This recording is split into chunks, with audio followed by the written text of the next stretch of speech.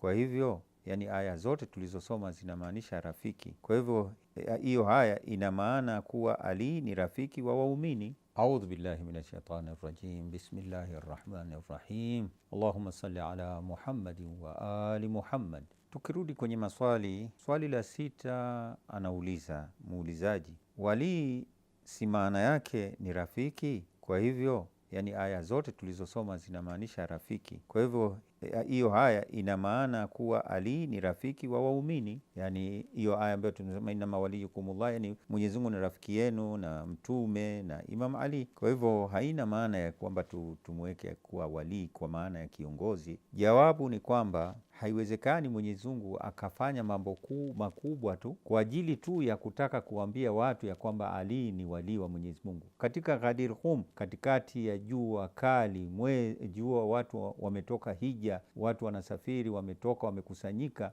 mtume aliamrishwa.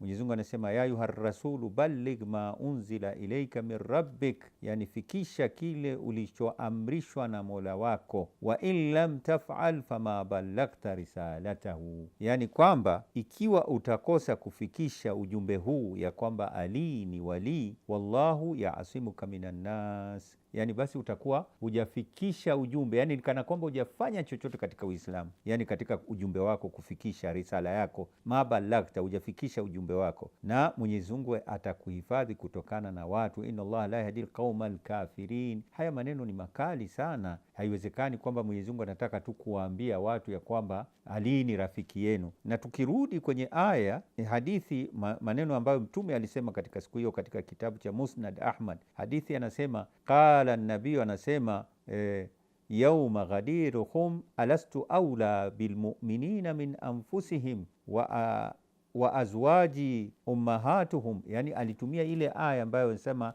arrasulu aula bilmuminina min anfusihim wa azwajuhu ummahatuhum, yani kwamba mtume ni nini? Anatawala nafsi zao zaidi, aula, anastahiki zaidi kutawala nafsi zao juu ya zaidi kuliko vile wanatawala nafsi, na wake zao ni wa mama zenu. Alafu anasema faman kuntu maulahu fahadha aliyun maulah wallahumma adi man adah, na kuendelea.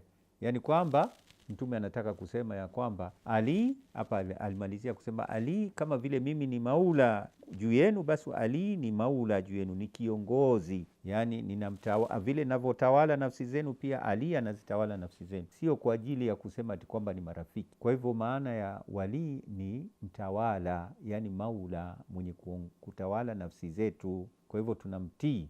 Wassalamu alaikum.